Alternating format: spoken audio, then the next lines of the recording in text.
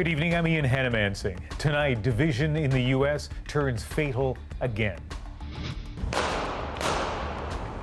A deadly night in Portland and the political fallout today. And now you want me to stop the violence that you helped create. Canada's first Prime Minister pulled from a pedestal, the challenge of grappling with a difficult history. In the wake of Hurricane Laura, a community already on the brink struggles to survive. We don't have anybody try to help us. The remarkable legacy of the late actor Chadwick Boseman. We knew that we had something special that we wanted to give the world. What he meant to so many. This is The National. For the second time in less than a week, tension at a protest in the United States has turned into deadly violence, and tonight there are pleas for calm. One man was killed after a caravan of Donald Trump supporters rolled into downtown Portland and confronted Black Lives Matter protesters. The anger and fear is reaching a fever pitch, and as Katie Simpson tells us, it may play into the president's law and order message. A warning, some of the video in this story may be disturbing. The plan was for thousands of the president's supporters to drive their decorated vehicles around Portland. We just want another 4 years of him doing great things for America. But some in the pro-Trump caravan veered off the planned route, going into the city's downtown core, where startling confrontations with counter-protesters unfolded. A Trump flag is burned as insults and items are hurled at the vehicles. Trump supporters shot paintballs from an open truck bed and fired pepper spray. The evening turned deadly when a man standing in front of this parking garage was shot. Not much is known publicly about what led to this moment, but the victim has been linked to a pro-Trump group. For those of you saying on Twitter this morning that you plan to come to Portland to seek retribution, I'm calling on you to stay away. The president used social media to post dozens of messages denouncing the unrest while demanding local leaders call in the National Guard. They continue to refuse any type of federal assistance to bring that violent activity going on for almost 90 days now, a little over 90 days, to a close. Trump's re-election campaign is focused on this chaos, claiming things will get worse if Joe Biden wins because Democrats at the local level have failed to stop violent protesters. These are people that every single night conduct violent acts, and it is in Democrat cities. Democrats blame the unrest on the president's divisive rhetoric. And now you want me to stop the violence that you helped create. The chaos and the disorder and the lawlessness that we are currently seeing, that's Donald Trump's America. Protest-weary residents say they're growing tired of conflict. At the end of the day, there was no resolve and no mediation, and here we are, and now there's a dead body on the ground. Trump wants law and order to be the deciding factor for voters. And as he puts so much emphasis on the issue, it steers the national conversation away from his handling of the pandemic. Katie Simpson, CBC News, Washington. This weekend, demonstrations against anti-black police conduct were held in Canada. Protesters calling for defunding police and redirecting resources to communities in cities including Toronto, Calgary, and Montreal. And while overwhelmingly peaceful in Montreal, a group of activists targeted a statue of Sir John A. Macdonald, leaving the image of Canada's first Prime Minister toppled and broken, its head discarded a few meters away. As Simon Nakaneshny shows us, this statue is no stranger to defacement, debate, or decapitation. Canada's first Prime Minister pulled from his lofty perch above Place du Canada. As the statue hits the ground, Macdonald's head pops off, and the crowd goes wild. It happened at the end of a demonstration calling for the city to defund the police. On Twitter, Montreal's Mayor Valérie Plante strongly condemned the vandalism. Alberta Premier Jason Kenney said, "This vandalism of our history and heroes must stop." Montreal police are investigating. This isn't the first time Macdonald's statue has been targeted or even decapitated. In 1992, unknown vandals cut off its head, reportedly to mark the anniversary of the hanging of Métis leader Louis Riel. It speaks volumes to how people are feeling. Jessica Quijano spoke at yesterday's demonstration. She says the statue toppling came as a surprise, even to organizers, but she's not sad to see it fall. It's glorifying a figure that has a legacy of genocide, and I think that it's wrong to not teach that legacy, and I think there could have been many opportunities for government to acknowledge the damage and the pain and the trauma that John A. Macdonald has done. Others say tearing down Macdonald's effigy is a missed learning opportunity. If you start removing statues and plaques, you won't have any other perspective to talk about. And people are going after every historical figure. If we were to start taking down monuments, it may go down a slope where will it stop? This morning, a crane lifted the headless bronze from the ground and trucked it away. The city will consult with heritage experts about what happens next. Quebec's premier wants the statue put back, but if the city won't, another location is already on offer. Jason Kenney says Macdonald's likeness would find a welcome home on the grounds of the Alberta legislature. Simon Akineshny, CBC News, Montreal. A Toronto demonstration advocating for black-owned businesses. Police say 7 officers there received minor injuries while arresting 2 men. Ontario's police watchdog is now investigating. Talia Ricci shows us the sometimes disturbing images of the incident and how events quickly spiraled. Video circulating social media shows 2 men pinned to the ground by officers amid a heavy police presence at the Toronto intersection.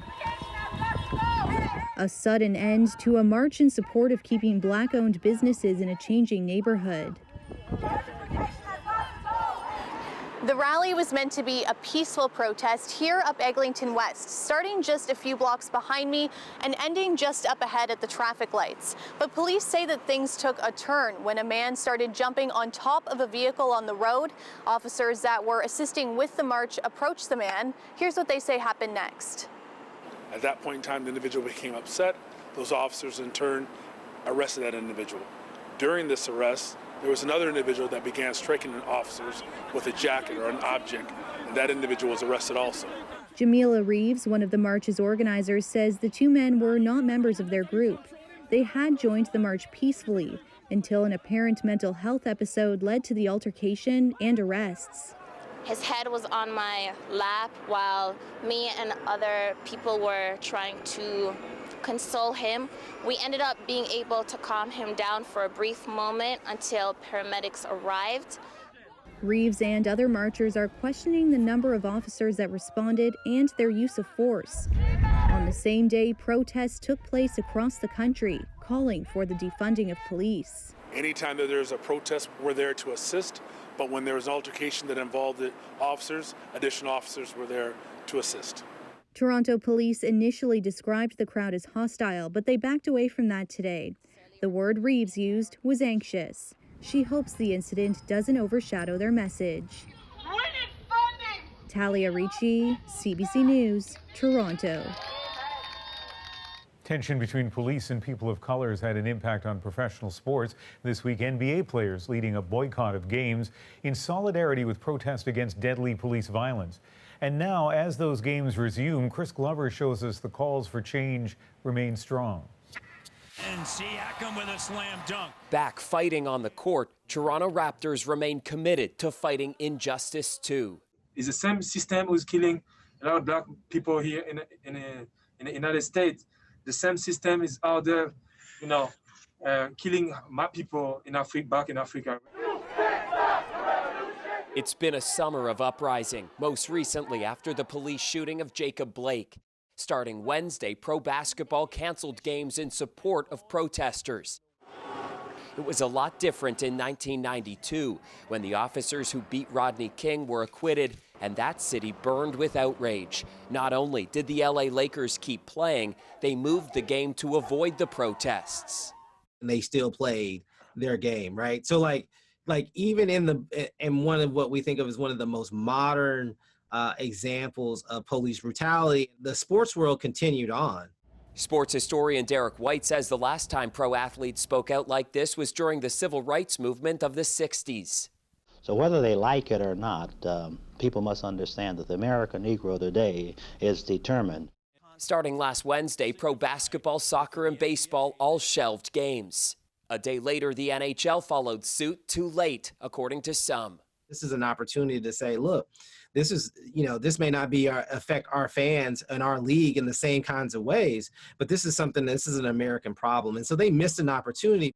I was frustrated that the games hadn't stopped. Moisin Hasham runs an organization that helps new immigrants and low-income teens join hockey.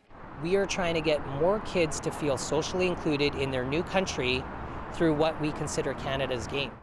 NBA players hoping to keep the momentum going have convinced owners to allow voting in some arenas for the U.S. election.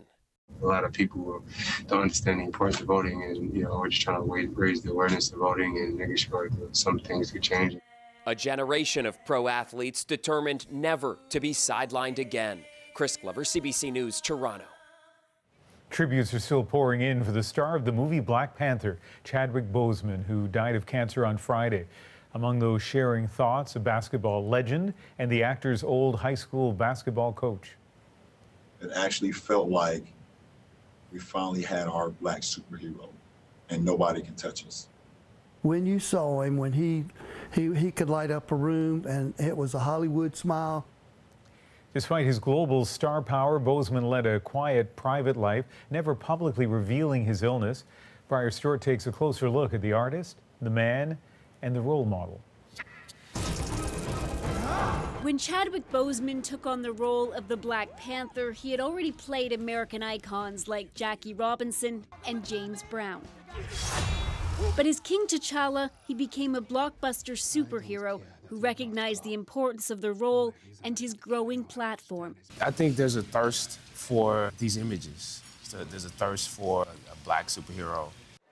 Boseman grew up in Anderson, South Carolina, where today flags fly above the legislature at half-mast. He graduated from Howard University in Washington, D.C., and returned in 2018 to give the commencement speech. Everything that you fought for was not for yourself. It was for those that come after. While his influence extended far beyond Hollywood, it resonated particularly with black actors. Boseman spoke about the inequality in the industry. We all know what it's like to be told that there is not a place for you to be featured. I have so much admiration and respect for him. Garfield Wilson is a BC-based actor who said he was struck by Boseman's integrity both on screen and off. In a time that is wrought with racial unrest, you want to hold on to your heroes. They offer a direction, a different path, a different narrative. And to lose someone like that is just so devastating. Boseman, who was 43, died of colon cancer. He was first diagnosed in 2016. That's right, it's still Jackie Robinson Day. This post from April showed his dramatic weight loss, but he battled his illness in private while persevering in public, making movies in between surgeries and chemotherapy, even visiting children who had cancer in the hospital while going through treatments himself. Acts which speak volumes about a man many are remembering as a superhero. Don't freeze. I never freeze. And a powerful voice silenced too soon. Briar Stewart, CBC News, Vancouver. Boseman's death at 43 has a lot of people wondering about the risk of colorectal cancers at that age. And it turns out studies in the United States and Canada have shown an increasing number of patients under 50. Dr. Shadi Ashamala is a surgical oncologist who specializes in colorectal cancers with Sunnybrook Hospital in Toronto. Thanks for joining us. Thank you for having me. I guess, one of the important points to make here is that people with family history need to be extra vigilant. Absolutely. It's very, very important for everyone to know their family history of colorectal cancer for a couple of reasons. But firstly, it really dictates when that screening should start. We know that anyone with a family history of colorectal cancer should start 10 years before their family member was diagnosed, and also because the risk of colorectal cancer is double if you have a first-degree relative who is diagnosed with this disease. So it is very, very important to know one's family history. But of course, there are lots of people without family history who end up getting these cancers, and people under the age of 50. So as embarrassing or unpleasant as it may sound, let's talk about what they should be watching for. So that's exactly it, Ian, is that it's embarrassing and unpleasant to talk about, but it saves lives. And it's as simple as standing up, turning around, and looking at one stool. Because if there's blood, or if those stools are unexplained thinned, or there's long-term diarrhea or constipation or anything that's really a significant change from the past, that needs to be brought to medical attention and investigated. And people don't like to talk about it, but like I said, that saves lives. All right. Doctor, thank you so much. You're welcome. Thanks for having me. Now let's turn to COVID-19. Just 2 new cases reported in Atlantic Canada this weekend, but concerning upticks in the middle of the country. 112 new cases in Ontario today after 148 yesterday. Quebec also back over 100 with 120 today. Manitoba reporting 35 cases compared to 55 yesterday, its second highest count yet. In a statement, Chief Public Health Officer Theresa Tam again urged young people to be more careful, pointing out that 50% of reported cases in recent weeks have been Canadians aged 20 to 39. Now today, the global number of confirmed cases passed 25 million, led by the United States with roughly a quarter of those. But there is frustration among Indian health officials as that country set a new record for one-day infection rates. People thought that once the numbers started to go down, this was it. They had won the war. India reported 78,761 new cases today. That surpasses the previous one-day record set by the United States in July by over 1,000. The United States reporting just over 44,000 infections today. In the southern U.S., hundreds of thousands of people are still without power 3 days after Tropical Storm Laura made landfall as a Category 4 hurricane. Stephen D'Souza met with survivors and shows us the hardships they face. For Tamika Bab, this is anything but a relaxing cookout. The barbecue salvaged from a nearby yard. The coals and lighter fluid given by a neighbor. With no power, she needs to cook what she can before it spoils. Money is scarce. I'm not able to afford a generator to keep everything up and going. Her neighborhood was ravaged by Hurricane Laura. Her apartment, where she lives with her girlfriend and their 3 kids, is barely livable. Neighbors come and go, but her options are limited.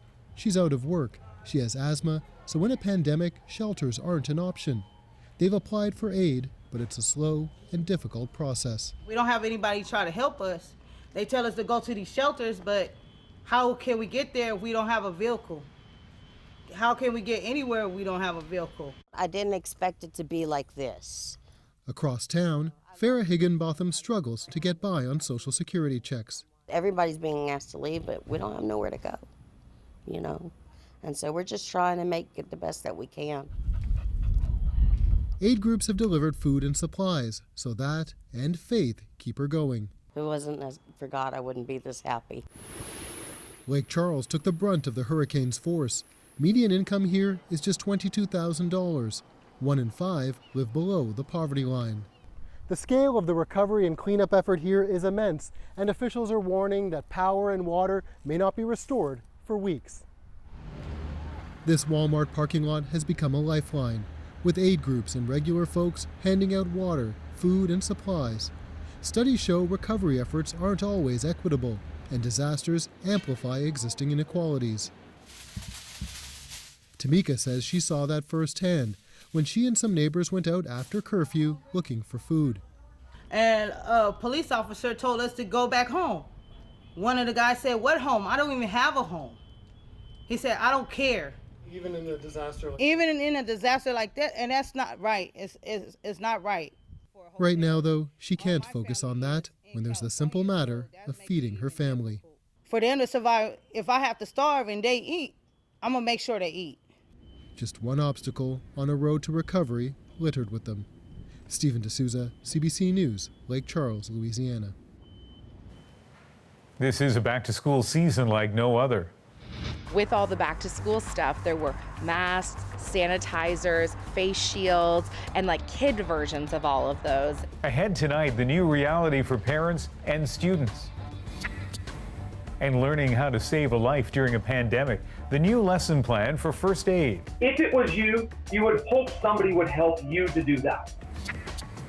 And a black bear gets way too close for comfort. Why this is exactly what not to do. We'll be right back.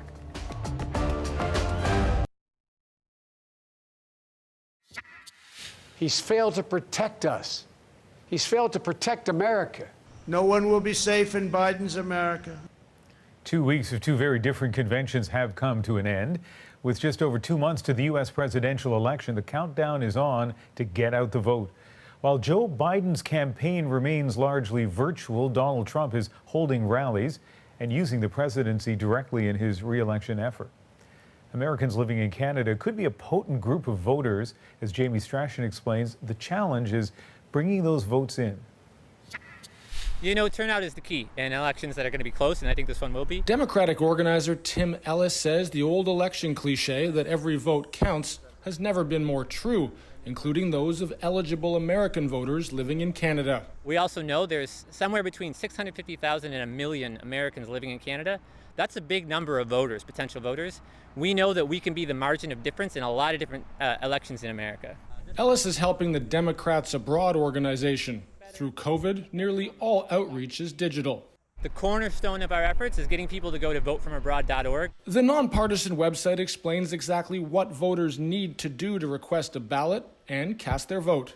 It can get quite complicated. There's 50 states, there's 7 territories. All of them have their own rules for voting. I was just saying how I was missing going to the convention. Longtime Republican organizer Mark Feigenbaum thinks voters are motivated. I would say this election more so than the last ones in my lifetime, people are very excited about voting. I don't think there's going to be a lot to stir people up to get to vote. Visit FVAP. Political parties aren't alone in urging voters. The Toronto Raptors have done their own outreach. I'm more than happy to try to push to help people realize that it is very simple to do it. And then when it comes time to do it, Americans living in Canada will be casting their ballots by mail at a time when that has become an election issue itself. We're not going to go to voting by mail. Voting by mail is wrought with fraud and abuse. To slow down the mail at any time is disgraceful. To slow it down at COVID is despicable. In a tight election, voters abroad are being encouraged to request their ballots now so their votes will count on Election Day. Jamie Strachan, CBC News, Toronto. Now to some other stories we're watching tonight. The Transportation Safety Board is looking at why this plane went down north of Toronto. The aircraft was trying to land at the airport in Markham, Ontario, ended up beside a roadway. No one was hurt. And what would you do if you saw this on your morning run? This black bear close to a runner, even swatting her leg. She's okay and she kept running, but experts say if this does happen to you, what you should do actually is back away slowly. As for this one, conservation officers say they're going to try to trap it. Next on The National, back to school shopping during this pandemic. With all the back to school stuff, there were masks, sanitizers, face shields, and like kid versions of all of those. How parents are preparing their kids for a school year like no other. And a pride parade on the Rideau Canal, compliments of the Royal Canadian Navy. That's ahead in tonight's Moment.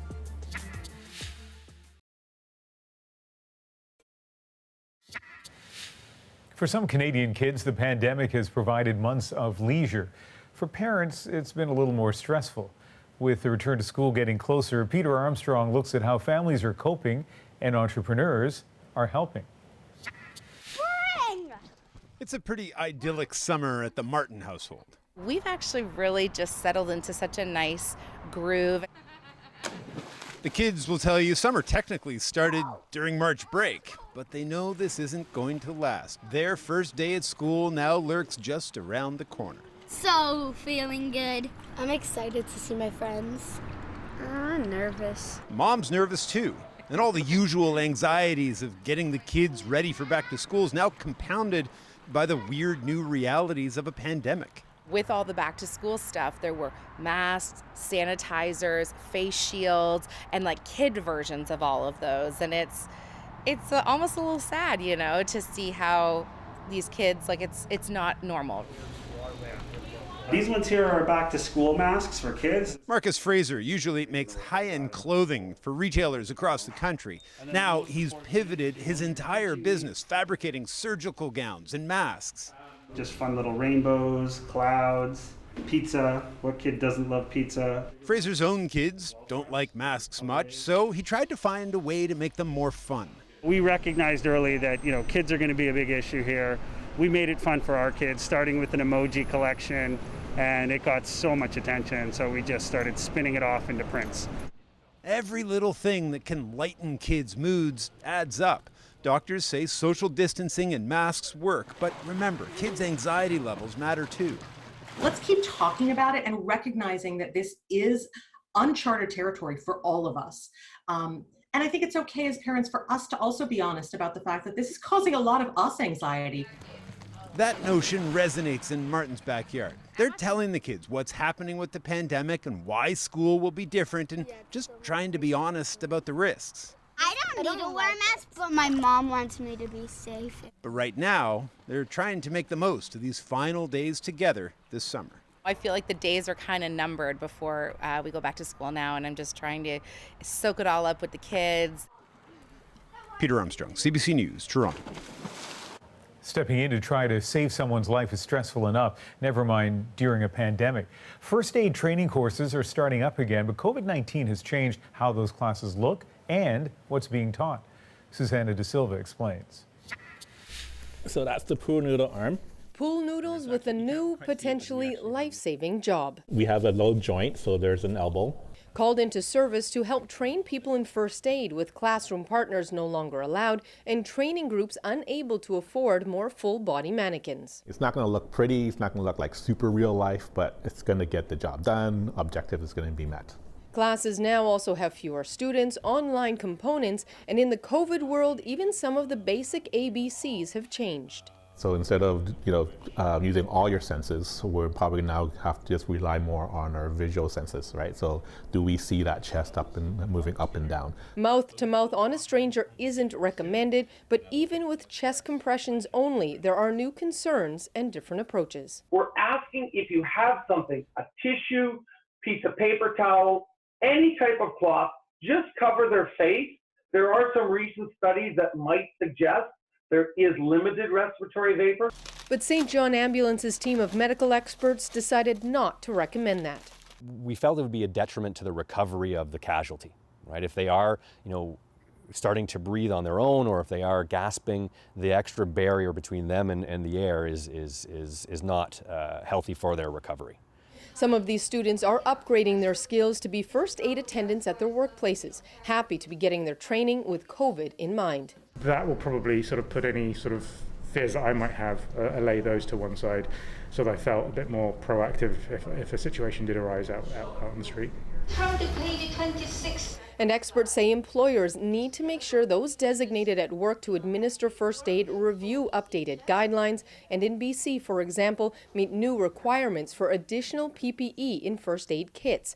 But whatever the situation, first aid groups say at the very least, call 911. If it was you, you would hope somebody would help you to do that.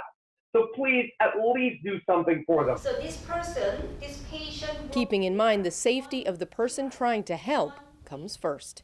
Susanna De Silva, CBC News, Vancouver. Thousands of Canadians have lost their lives to COVID-19, and CBC News has been trying to honor them by telling their story. In this Lives Remembered, a sister looks back at the life of a beloved sibling. My name is Debbie Allison, and I lost my brother David Church to COVID-19 on April 23rd. He was 52 years old. David was born in Vancouver, BC, and was part of a rather unique family. My mom and dad had 4 children of their own, but later decided to make room for 4 more. David and I were a part of that second 4. David, along with the rest of the family, moved to Thunder Bay, Ontario, where he would eventually meet and marry the love of his life, Rhonda. Together, they would have 3 children, and later, a grandson affectionately known as Little David. There was definitely more to my brother than met the eye. It's true, he walked into a room like his muscles meant something, but he was also the kind of man who took pride in being the first of the 8 of us to call Mom and wish her a happy Mother's Day. He was a hard worker, working long hours at the mine to provide for his family. And when he wasn't up north, he was home, pouring himself into the restoration of their century-old home. I remember visiting David and him taking me on a tour talking about paint colors, scraping trim, and what he was going to do next. It was clearly a labor of love. My relationship deepened with my brother a couple of years ago when he was diagnosed with chronic leukemia. As my husband had battled cancer, I could relate to how David felt when cancer entered his world, to that feeling of not being quite so sure of yourself as you used to be.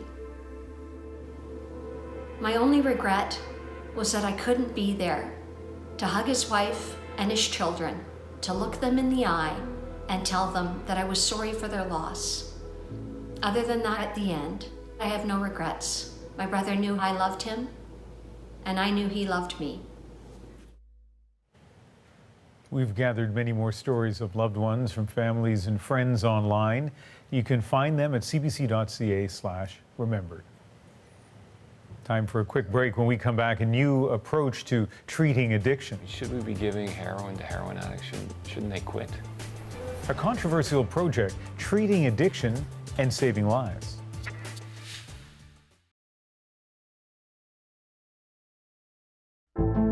I'm Josh Block. Tomorrow on CBC's daily news podcast Front Burner, remembering Chadwick Boseman and what his role as King T'Challa in Black Panther meant to so many. Subscribe wherever you get your podcasts. Here in British Columbia, the opposition Liberals are demanding more funding to fight addiction. The latest figures revealed another 175 deaths from drug overdoses and poisoning just in July. The numbers have been surging for months, in part because the pandemic has led to people using drugs in isolation with no one to call for help. Between March and July, COVID-19 killed 195 people in BC, while overdoses killed 758. One major problem, the illicit drugs themselves can be spiked with deadly substances. So here's another look at Vancouver's Crosstown Clinic. It's the only one in Canada that prescribes and administers heroin. At least one man says it saved his life. Nick Purdon shows us how it works. Hi. How are you today? Fine. Can't complain. Thank you kindly. I want you to meet Kieran Collins. Now, Kieran has been using drugs since he was a teenager. He's now 39, and this is the most important part of his day. Actually, it happens twice a day. Kieran's in a program where they give him a syringe of heroin, and he injects it.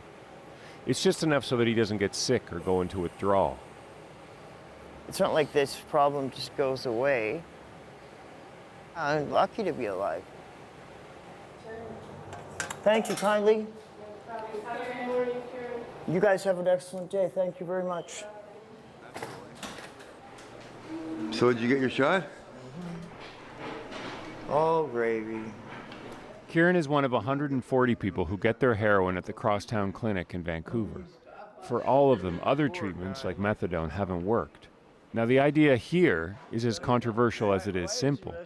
Give Kieran and the others a clean supply of heroin so they don't take street drugs like fentanyl. Pretty safe to say that if it wasn't for this program, I'd be dead for sure, you know. If I wasn't here, I'd probably be in an urn or underground. There's a lot of people who are just in desperation. The backdrop of what goes on in here is an overdose crisis across the country. There have been more than 10,000 opioid-related deaths in Canada since 2016. In British Columbia, life expectancy is actually going down. So far, Kieran has managed to survive. Is this program the key to keeping him alive? This story actually starts 3 years ago when I first met Kieran.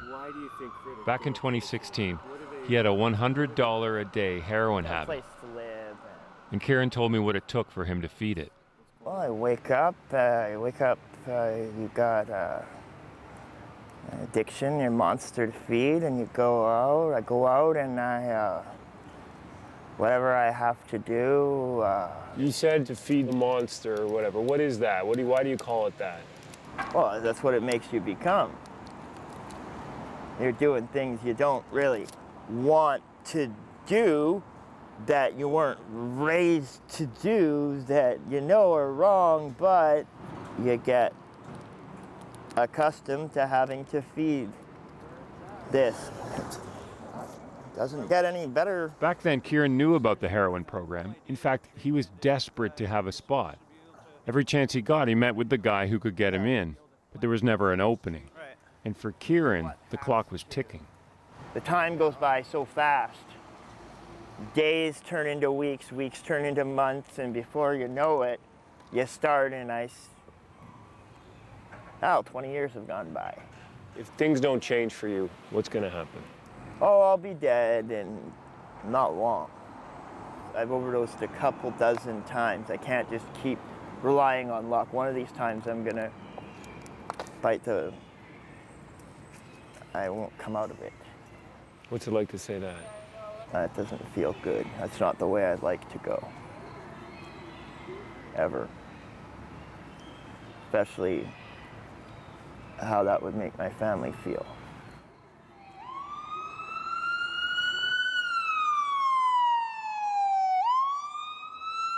All right, thank you.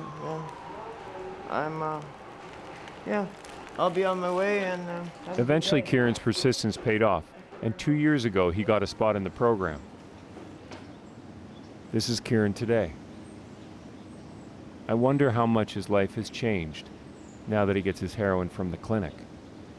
They're not medicating us to the point that we're like, ugh.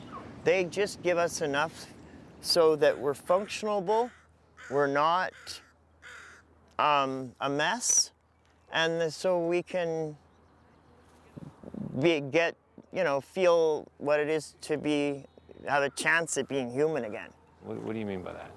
Before, it almost felt like I was just existing, but now it's sort of some days I wake up and it's like, whoa, wow. For example, like, wow, I'm alive. Yeah, I'm lucky to be alive. And he's taking advantage of that. Kieran's reconnected with his family. I see my family regularly, and uncle now, my little sister has a kid. I see him all the time.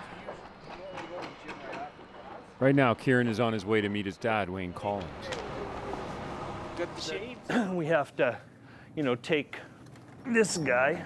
Just give me a hand with it down there we'll stack some of that on it. Wayne wants Kieran to help him in his graphic design studio. And then I think we can clean up all of this stuff that's just in the aisle here and get this machine free again, right? Just the fact that Kieran is here, working, is remarkable. When he was feeding his habit on the street, he would disappear for months, sometimes longer. And then there were times when Wayne feared he'd lost his son forever. Okay, yeah. I've nursed him through comas. I've nursed him through having falling out of a 3-story window. I wonder if he's going to come back to me. I've had the phone call from his landlord that says he's DOA. You got to go down to the hospital and collect a body and identify a body, and he's back. About 8 feet high. Yeah. And if we put that right there in those spaces up there, yeah, it would be good. That's going to be really cool. For Wayne, the biggest change in his son is now when Kieran says he'll do something, he follows through. I believe in my heart that he's going to walk out of this, and some people go, well, you're crazy, 20 years and you're still believing, but that's part of knowing the whole person. I knew when I had that baby in my hands, I knew that this person was here to teach me a lot about unconditional love, and that's been the main lesson. I think people who talk about tough love for addicts, it's kind of the easy way out, to just be the tough dad who's gonna, no, I'm not putting up with any of that crap. You're an addict and I'm gonna just use tough love. It's way harder to stay engaged and practice unconditional love and show love for somebody who's lost. Do you want to sit? Yeah. I do what I do because I'm addicted to it, not because it's I have a choice in the matter. It's people get addicted to drugs. They don't just do them because they want to do them. They have to do them. Friggin' slave. What Kieran describes is reality for a lot of people here in Vancouver's downtown east side. The 140 spots in the program are just a drop in the bucket. Because we know that the treatment at Crosstown works. Kurt Locke is the program's research coordinator, and he says to meet the demand, you'd have to open 5 more clinics. But expanding a program that gives out free heroin and doesn't push people to quit isn't an easy sell. After all, this is heroin we're talking about, and isn't heroin a poison? No, if you have a clean, safe, regulated supply, the drug itself, it's not harmful for you. I won't say it's good for you, but it doesn't. Someone could live to be 100 years old and use heroin every day if it's not tainted with any contaminants or whatnot. Should we be giving heroin to heroin addicts? Shouldn't they quit?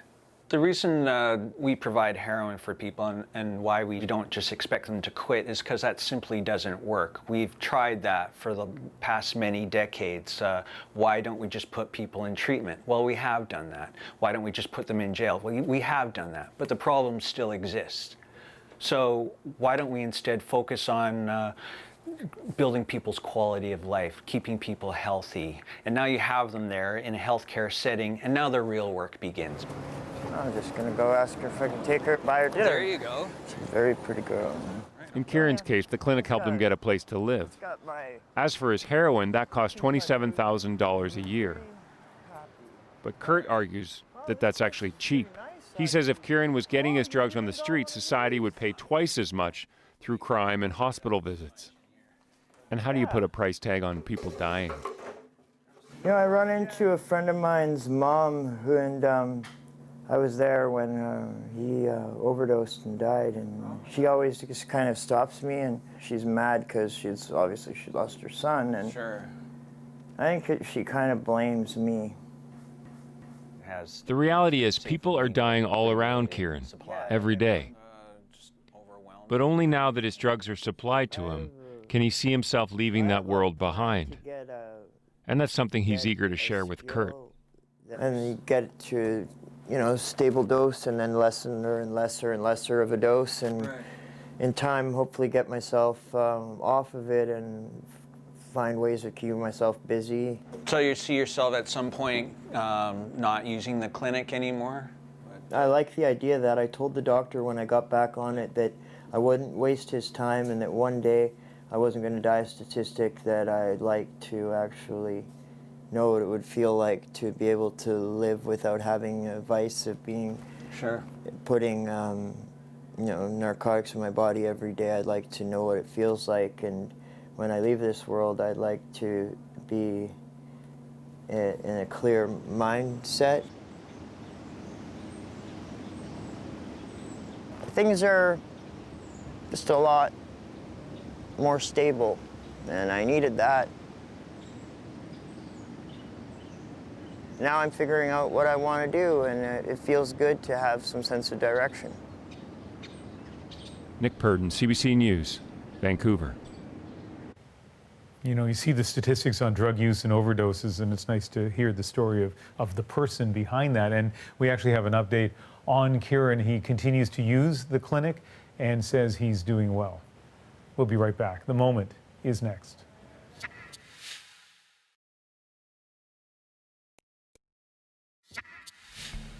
Well, in lieu of an in-person Pride parade this year due to COVID, the Canadian Navy threw their own Pride on the Rideau Canal. Naval ships covered with Pride flags made their way down the canal, with dozens of onlookers cheering them on, putting a whole new spin on the term parade float. And that is our moment tonight.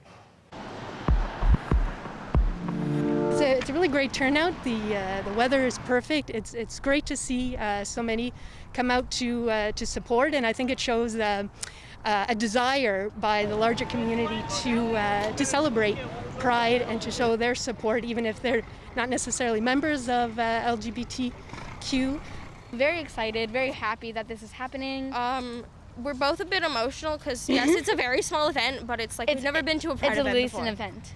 Armed Forces, we're a very diverse group, and we celebrate our diversity. It's what makes us strong.